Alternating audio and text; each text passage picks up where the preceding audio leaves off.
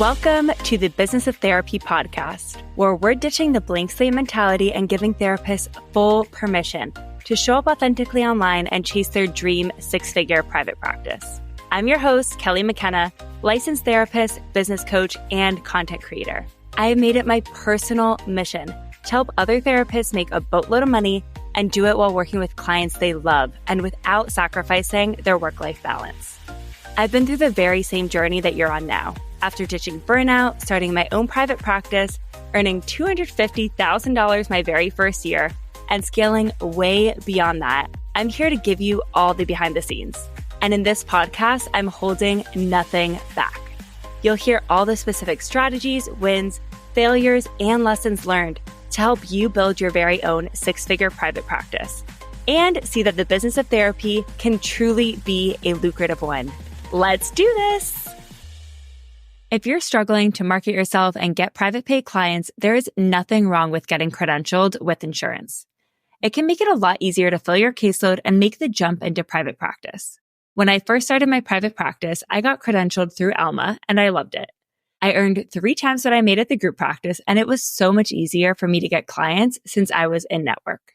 Alma handles everything you need to accept insurance, from getting credentialed to eligibility checks to claim submissions. And they guarantee payment within 2 weeks of each session. Visit helloalma.com/Kelly to learn more. That's helloalma.com/Kelly to get started.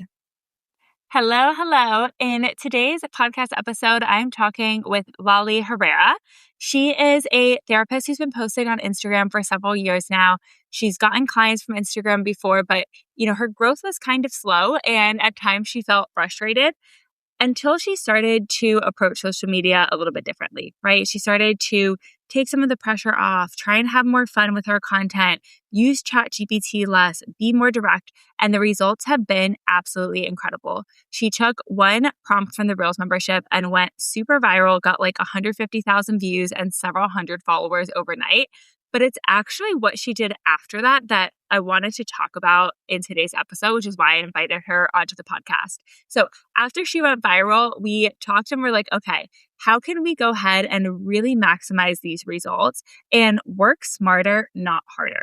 Right. And so what we've done is she's continued to repurpose the same content idea that has done well using different formats of reels and carousels. And in just 2 months, this has brought her over 10,000 new followers, which has just totally blown up her Instagram overnight. So if you are somebody who is feeling discouraged or you had a piece of content go viral and you didn't know what to do with it, I really want you to encourage you to listen to this episode because there's a lot that you could do here in order to make content easier, simpler, and do more of what's working so you can get repeated results and growth in your business. All right, let's dive in. Hi, Lali. I'm so excited to have you on the podcast today. Welcome. Thank you so much. I'm excited to be here. Tell folks who you are, what kind of clients that you work with, and where they can find you on Instagram. My name is Lali Herrera, and I am the founder of Inner World Psychotherapy. I'm licensed in New York and New Jersey, and I work with anxious daughters of emotionally immature parents. So experience a lot of people pleasing. I tend to work with millennials who are very self-aware. I don't really like that one, but we can go with it. And so you and I have worked together for a long time now in the Reels membership, PPA, and the VIP community. And I feel like you've had like interesting ebbs and flows with Instagram of being like, I'm not really getting results. What am I doing? Like, can you help me here? And then recently you had a series of content that like totally took off. Before we get into the series, I was hoping maybe we could back up a little bit and talk about what that period of time was like for you, where you were putting in effort into Instagram and seeing like some growth and results in your business, but maybe not to like the degree that you were wanting. Yeah. So I joined PPA when I first went solo in my practice. So that was in spring of 2024. And I've been, it was a very ebb and flow in terms of my effort, but also in like what I saw in results as well. Like there was moments where I would just get so annoyed with social media and like hate on it. But then there was times when I found it fun to do, it was easier to do when I made it fun, I should say. But there was some consistency with it because I've been with you since then. So that's 2 years of showing up, whether it's like, it's not daily for me. I don't think that's like how I can function, but but there was some level of consistency where I was showing up at least weekly for a handful of times during the week. But there was some frustration in it, I will say, sometimes. Tell me about like the ebb and flows of the effort. So I think that that's something that we don't talk about often. It's like, I'm checking the box, I'm doing the post. But were you finding like there were times where you were putting more intentionality behind it or more thought, or was it just like the sheer number of posts that you put out? Yeah, I think there was times when I would put out a lot more thought into it. And I think it would depend on how excited I am about what I'm talking about. And I know I like changed the wording of my niche a lot. So there's been a lot of shifts. And I think as I was shifting my language and whatnot, it became easier or more fun to talk about. And then there was moments where I just like didn't feel like writing content or recording it. I found a little bit more of a flow over the last like 6 months or so to the last year where it's like less stressful and I just batch write and then I'll just film a different day because it just was too much to try to do it all in one go. But yeah, there was moments where I just didn't want to do it at all. But I rather than like trying to force myself to just do it, because I think that like the content I would write when it was very forced was just it always fell flat. And then I'd get frustrated with it. But when I just like stepped back and then came back to it, it ended up being easier to stick with it for longer, I think. Yeah. I think like having easy ideas is really helpful for like that consistency. But I think like what's really helpful from a motivation standpoint is when those easy ideas start to like really yield results. And that kind of makes it a lot more fun to be like, okay, like this is worth it. I want to put time into this. Like I'm getting the like positive reinforcement of people like engaging with the content and following me and reaching out and asking to work with me. Definitely. Yeah. I would say since I don't even know when this first reel was posted, I think in February. But yeah, since then it's been significantly easier to write the content and yeah, motivating it and more exciting as well. Yeah, cool.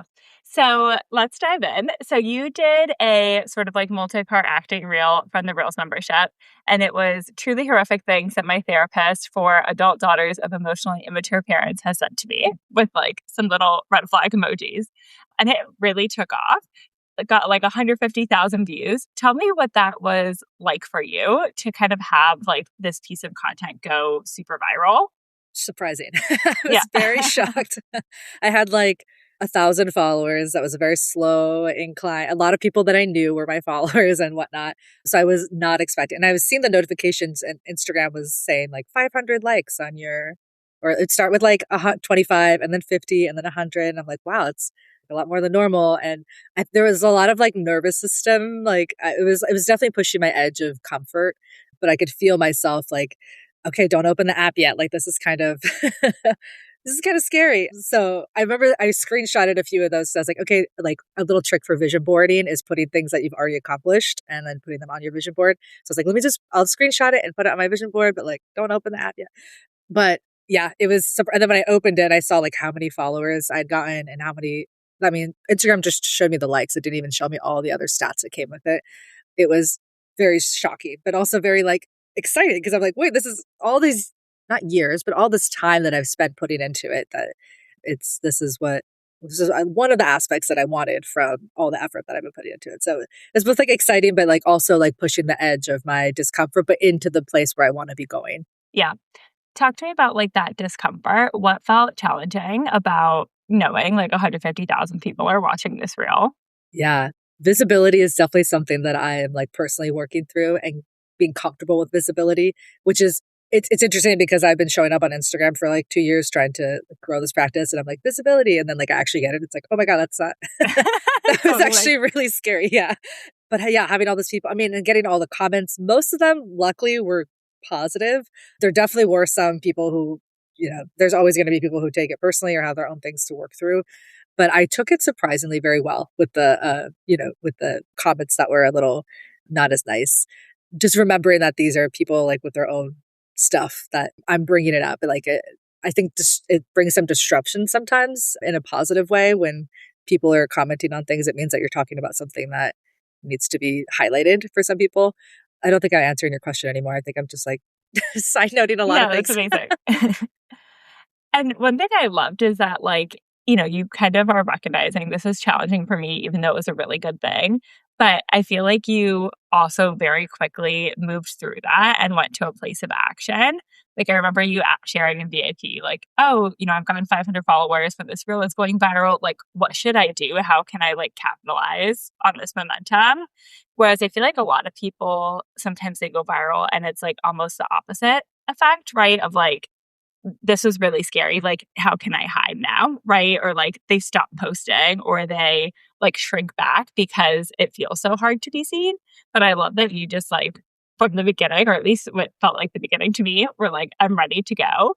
Did that feel like it happened right away for you? Or was there like a little bit more of like a waiting process period? Yeah, I think it felt like a waiting process. It probably wasn't actually that long, but I think because it was so much on like my edge, I had to do like my nervous system grounding and like, okay, like this is what I wanted, so I want more of it. So how do I move with this? And I still sometimes get a little like, okay, I gotta like have like a freebie or like something that like to like capitalize. I'm getting all these new followers still, and like it isn't a yeah. So I think there is like a little bit of lull in between it, but I'm feeling more comfortable in it now that I've like sat in it, and I think the edge is growing, and that's like why we want to come up to it, right? Because we can like push it out a little bit more and a little bit more.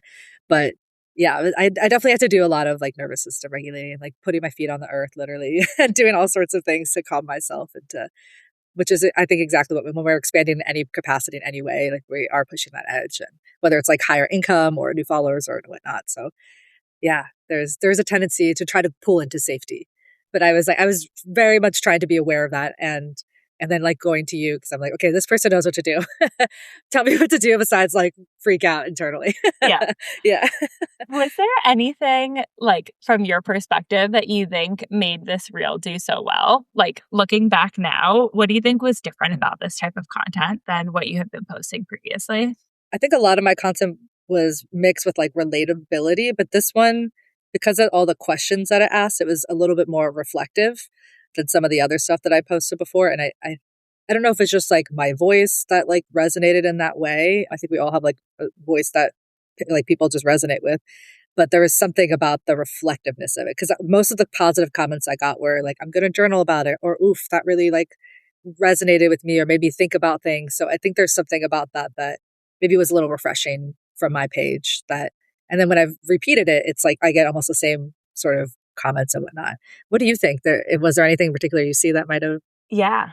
I'm going to read it out loud for people so that way they know what we're talking through here. Okay, so the reel itself is like a multi-part acting reel. So you're starting off typing at the computer, and I'll go ahead and link all of these examples in the show notes too, but for anyone who's watching while driving or doing something. So it says, truly horrific things my therapist for adult daughters of emotionally immature parents has sent to me, with 3 red flag emojis. And then Lali moves forward with having like different scenes where she's doing stuff like drinking water, and the text is popping up on each one. So the first one is, what are you afraid it means about you if you don't feel guilty? Then you ask, who did you have to become to keep your mom comfortable? What are you hoping will happen if you explain yourself perfectly? And watching that back, I think some things that worked really well were, one, you kind of brought some animation to it. Like your face is funny in it. You're acting like shocked. You're like I could tell you're having fun and you're enjoying it. And I think that really lands. I think the hug was like really specific and like, curiosity provoking. And then I think too, it was like maybe a little less wordy than some of the content that I've seen you do in the past. If it was just like simple, direct questions that I think got to like the meat of what people were feeling instead of like trying to like over explain a concept or going like really into the weeds. And so I think you kind of let people like fill in the gaps a little bit for themselves there by asking the question instead of like us saying, signs that you might be a daughter of an emotionally immature parent, where then we're trying to explain what it's like to do all of these things. I really like the question format. Yeah, I agree. And I do think that I have struggled with cutting the words down. And I can't because I'm like, I have so much to say. There's so many different perspectives of it. Like, how do I just get it into, and you even helped me with that, like recently with the Mudwater post that we were Yeah. working through. Yeah. And it's like, I had all these things I could say in it, but it's like, not like, I think we just need to get to the point more. Yeah. But yeah, I do think that the reflectiveness, I think just as like, we just need more of that in society. I feel like it's just like, let me think about this a little bit as I'm doom scrolling. Yeah, totally. If coming up with content ideas is the bane of your existence, I've got you. I want to make creating Reels easier, faster, and way less mentally exhausting for you. I'm hosting a totally free 4-day Reels challenge, and I'd love for you to sign up and join me. We're kicking off with a live training starting Monday, July 13th, where I'm going to teach you exactly how to create your content in less than 15 minutes a day. Then, every morning of the challenge, I'll email you to tell you exactly what to post. Not just the idea, I'm talking a trending sound, fill-in-the-blank script, step-by-step filming instructions, and real examples to follow. I've made this as easy as humanly possible, so all you need to do is sign up, set aside 15 minutes a day, and let me handle the rest. Seriously, this challenge will show you how much easier content creation can feel when you're not starting from scratch every single time. The link to sign up is in the show notes. It's totally free, and we kick off live on July 13th. I'll see you there. And so then I suggested, in order to capitalize on this momentum, let's do a part 2. So you did a part 2, and that one, I don't want to say it flopped because it still got 10,000 views, but in comparison, it did not do super well, right? So it got 2 comments and 5 followers. I'm curious what that was like for you to be okay, I just had this one do really well. I'm try and capitalize this and say that this is working. I'm going to do it again. And it's kind of more average. Yeah, that was definitely disappointing. I was like, oh shit, okay, maybe this is the end of it.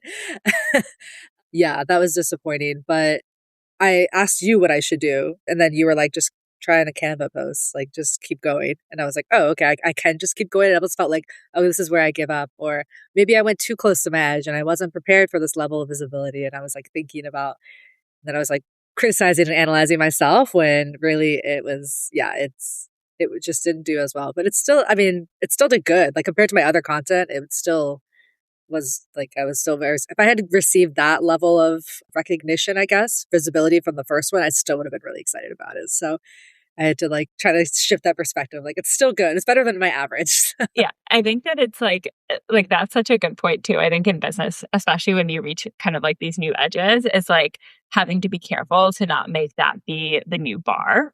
Right. Of I've certainly been in that situation myself, and I've had to do a lot of work with it of oh, I had $100,000 a month. Okay. Well, I don't want to work that much every single month. So does that mean that every month that's not $100,000 a month is a failure? Or am I allowed to have some that are I don't even want to say a fluke, but planned for and really above and beyond and really successful without meaning that I have to do that every month for the rest of my life, Yeah. It's what do you prioritize or value most in that? Yeah. Yeah. And that we can let exceptional results be exceptional, right? And not have to then become the new norm. Yeah. I love that. Yeah. Of just softening. Okay, we made it to the edge. We don't have to constantly be on the edge. Yes. We can pull back a little bit and then come back again, which is exactly what happened in the series. Because then the next one I did was extremely successful. So, yeah. So let's dive into the next one because that was the most successful. And I feel that is so huge that you kept going and we're not just okay, series done. We tried it, whatever. Yeah. And I really wanted to. I really did.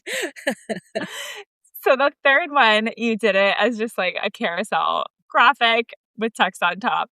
And you got 630,000 views and almost 9,000 new followers from this single carousel, which is wild, right? In terms of long-lasting results, it's 18 times better than the first one, which we were already freaking out about. Yeah.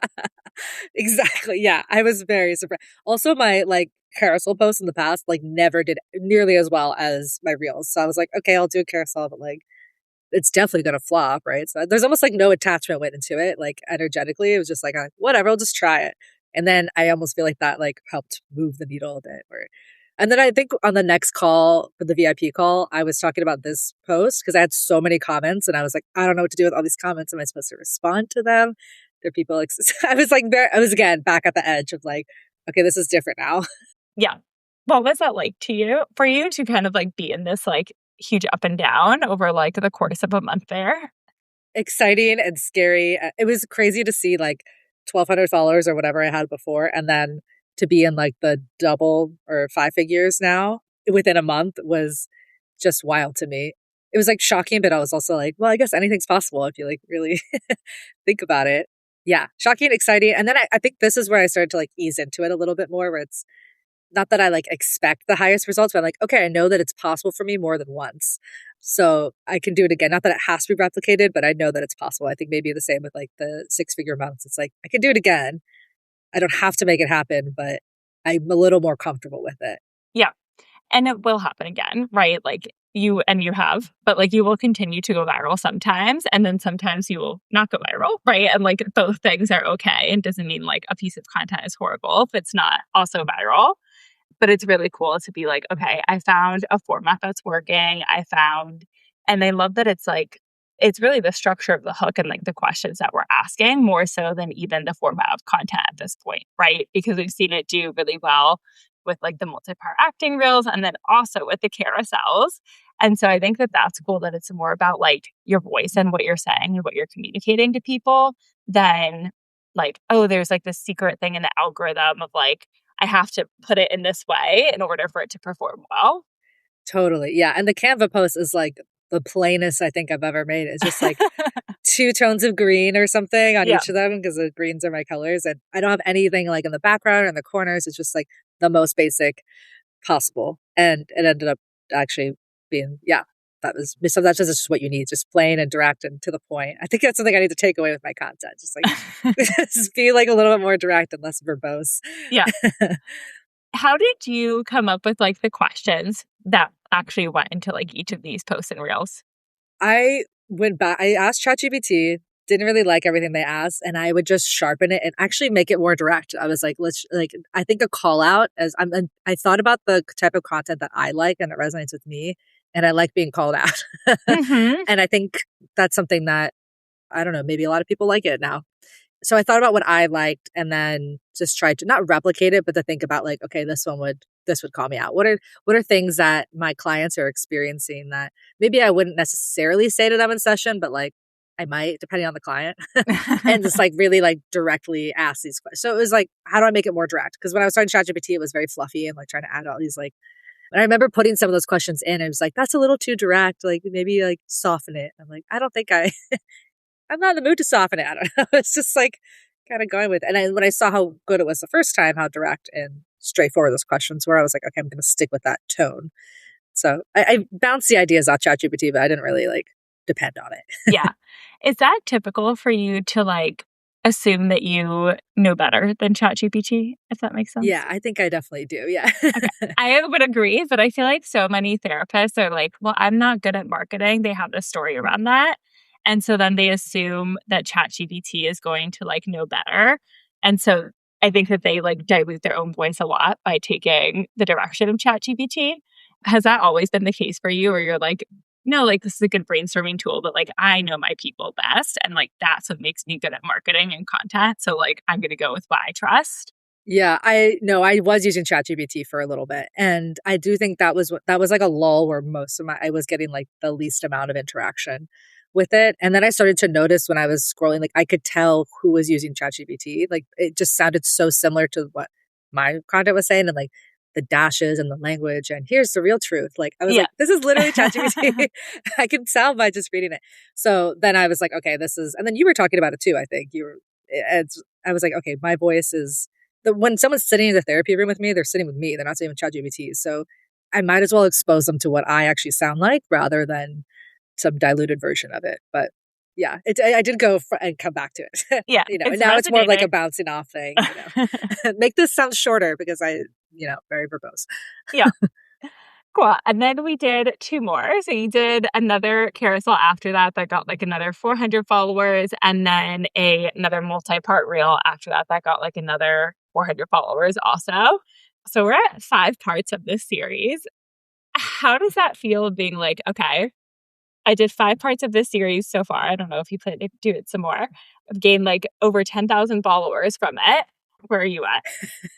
I was actually thinking of that earlier this week. I was like, should I keep doing this? Should I just go on and on? Or should I start taking out the like part 6, part 7, and just like because it seems like it's landing. I don't see any reason to like stop it entirely. I'm trying to like spread them out a little bit more so that, when you land on my page, it's not just like a bunch of the same thing over and over again. But yeah, it's pretty wild that this one landed, and I'm hoping to find. There's other ones that have landed really well, and I'm trying to like recreate those as well, and like continue to make a few series and just kind of weave them into everything else. But it's been really exciting. I mean, I can't even believe that. I know that there was someone who posted something in the VIP group about how much they grew over 6 months in like January or in the early part of the year. And I was like, okay, I'm going to make that happen. And then for it to happen so fast, I was like, okay, so what can I do in 6 months then? Like, what could that look like without the pressure of like, okay, now I have to get to 20 or 30 or whatever. But it is like exciting to see how like things can happen. And once you just like decide that they can happen for you and that you just have to, and you don't have to do that much. You just have to decide that it's happening for you. So just like evidence of all these like beliefs that I already have about like energies and manifestation and whatnot. And I was like, oh, that was pretty easy actually. So yeah. I'm curious about like the other pieces of content that you said are kind of like doing well and working that you're turning into like series-ish things. Have those all just been like ideas from the Rose membership, or are you like kind of taking any learnings from like this specific format and like creating it with like a little different hook, or like what's kind of working well for you there? Yeah. Yeah. Actually, as we were speaking, I'm like, I should try something with a different hook or something of the sort and kind of bring that along. But the ones that I've been making with the series have been from the Reels membership. One was things that are normal or things we should normalize more, I think, around anxious daughters emotion. It was like one of your carousel ones at the bonus. And that one did really well. And then there was one other one. Oh, shit that gets me fired up as a therapist for adult daughters, emotionally mature parents. So again, it's kind of like that, like, so think about like a little sass behind it. I think it's like resonates well with my audience or my voice or something of the sort. So yeah, I just did a carousel version. I'm just going to try a few things. And it's almost like I have more confidence recreating content because I think in the past I was like, I already said it. Like it's done. But that's not really how you don't need to like, people need repetition. Repetition's a mother of learning. Repetition's just what we need in our world. Yeah.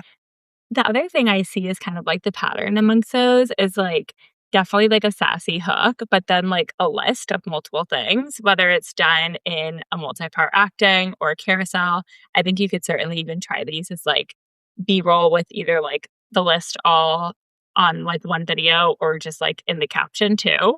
Like I think there's even more formats that you could play with there, but it seems like it's kind of having like those multiple options instead of just like, here's one reflective statement in a B-roll or a talking head or whatever. But it seems like those lists are really doing well for you. Yeah, I didn't even realize that. Yeah, you're right. Yeah, something. More of that. Yeah, more lists. Cool. So kind of like after all of this virality, I'm curious if that's changed the type of format of content that you prefer to make. Like, are you team reel, team carousel? Where are we kind of heading moving forward? I'm definitely more team carousel than I was before because it was so successful, so shockingly successful. Before my carousels would get like 2 likes, like my friends, and then nothing else, no other interactions. So now I'm definitely wanting to weave that in a bit more.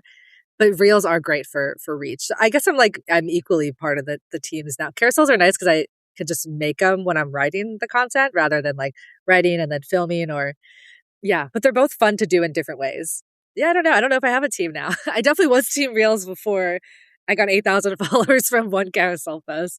But the way I've shown up to write content has completely shifted. I'm definitely a lot less resistant and a lot more excited about it. Even though I haven't, not every day that I'm like, let me write content, but I'm definitely like, when I sit down to do it, I'm like, there's more people wanting to see what I have to say out there than before, or more than just my friends, which is nice. And I think the energy behind it does make a big difference in the whole process of it. I think it's cool hearing you talk too. Like one thing that stands out to me is sort of like the shift in how you're perceiving like the value that you provide to people on Instagram, right? Like it's not like, oh, I have to teach people about like being a daughter of emotionally immature parents, right? Or I have to like provide some education, or even like I have to really validate them. But it feels almost like a lot more in line with being a therapist of like the value I can provide is helping people to reflect and like asking the right questions. And like, that's what you're so good at. And so it's so cool to see that like land really well in your content and with your audience. Yeah, that's so true. And I don't need to educate them on their experience because they know their experience. They know who they are. They know especially because I work with the more self-aware type of millennials who are experiencing that. Like they already know all the symptoms and everything they experience. And I think the validation is helpful sometimes, but this is like, yeah, it is actually like exhibiting how I show up as a therapist and what it would actually look like to work with me. Has this led to like changes for your caseload or? Slightly, not as much as I would have hoped or would have maybe expected. I think I got like that first reel, I think I got 3 intro calls from it. With somewhere in between the first like 3, I got a handful of intro calls from it. And I also got a lot of intro calls from other platforms as well. I think there is something about like the energetics of being visible that suddenly like I was visible on Psychology Today more and on ZenCare and all these other platforms. But yeah, not a ton, but it did bring some momentum in. But even if it doesn't bring me direct clients, it does feel like I'm still like, even in a micro way, helping to shift perspective. And that feels like I'm still making an impact. So to me, that still feels rewarding in some way. And I never thought like I would say posting on Instagram feels rewarding, but it does. I love that. What's next for you? Like, is the goal like, okay, I really want to focus down and like get my caseload totally full from Instagram? Or is this opening up like other ideas of, other ways that you would like to grow your business with Instagram? Yeah, it's definitely opened up other ways. I wanted to land some brand partnerships and I do want to fill my caseload with Instagram. I was actually thinking this morning on my walk, how I want to focus more on getting more ketamine clients. So like niching down and the modality as well. But I'm pretty open to see where it'll take me and what I can do with it in the future. And I know that I'll have your guidance because I'm going to be touching some more edges, I'm sure, and getting a little uncomfortable with it. But yeah, and maybe that means growing in my practice and stuff. I mean, there's so many different ideas that I have constantly like brewing in the background. So I know that this tool, having Instagram and having more visibility, is going to help bring those into fruition more easily now that I have more eyes on me. Yeah, I think that that's like one of my favorite parts about marketing on Instagram is, yes, I think it is an amazing, effective tool for filling your caseload, but I feel like it's the only tool that like really sets you up to have other options too, right? So like you can learn Psychology Today or you could learn Google Ads or SEO or whatever, but like you're not going to get brand deals or sell a course or a membership or whatever from those options. And like Instagram really sets you up to have any option that you might want in the future because now you've learned marketing and you have an audience and community of people. Yeah, that is so true. I didn't think about that. But yeah, it's like the foundation of all these different ideas that I know I have. And I know there's some colleagues I have to like just have like tons of ideas of what we could do. But actually getting it out there, knowing how to talk about it and stuff, like Instagram is a great place to do it. And now I'm like starting to put more reels onto TikTok and stuff. I'm like, oh, let me download these reels and like let me start to grow on TikTok as well. So it has inspired me to move a little bit more outside of just like the Instagram realm. And I was thinking earlier this week, I should make a YouTube channel, do like YouTube shorts and just like put my reels on there and just like create more channels of visibility. Just reuse everything. Just download it from the Edits app and then just post it everywhere to just simplify things, but also like spread at the same time. Yeah, very cool. What advice would you have for therapists who are maybe like struggling to find their voice on Instagram or feeling sort of like discouraged with the pace of growth? I would say think about what you would want to see on your content and just have fun doing it. Try to make it fun for yourself in some way and less of a chore or a task or something on your to-do list. Because when you find joy in it, then I think it speaks through. Like you can tell in the tone of your voice when you're showing up on Instagram and clients can pick up on that, even like a very subtle way. Again, I would say energetically as well. Like the way you show up energetically is like picked up on by people around you. And I think there's an aspect of that of like not getting attached to the outcome of like this reel is gonna like get me a new follower, like it might not, or this reel is gonna get me a new client, like it might not. But like you're just out there just like throwing it, just like throwing spaghetti on the wall, and like hopefully it'll land. And I think I lost track of what your question was. No, you answered it perfectly. Okay. Amazing. Squiggly brain, so yeah. Well, thank you, Lali. Remind us one more time where folks can find you and connect on Instagram. Yeah, I'm at Inner Worlds Psychotherapy on Instagram, TikTok, Facebook, and probably YouTube soon, and Pinterest as well. And that's Amazing. Worlds with an S, multiple worlds. Cool. We will go ahead and link that in the show notes too. Amazing. Thanks so much for having me. Today's episode is sponsored by Jane, an electronic health management software that I use in my own private practice. The Jane team knows that when your workday is spent seeing therapy clients, there is no time left for admin tasks like scheduling. With Jane's user-friendly secure client portal, clients are able to schedule their own appointments and intro calls, automatically fill out intake forms and assessments, and enable email or text reminders for their upcoming sessions. To see how Jane can take admin work off your to-do list, head to the show notes to book a personalized demo and use the code Kelly2month at the time of sign up for a 2-month grace period. Thanks for hanging out with me today. My goal with this podcast is to help as many therapists as possible. So if you found this episode helpful, would you please do me a huge favor and leave a 5-star review wherever you're listening to this? As a thank you, every month I'm gifting one lucky reviewer a free month of done-for-you Reels ideas inside of my Reels membership. I'll see you here next Wednesday and talk to you soon.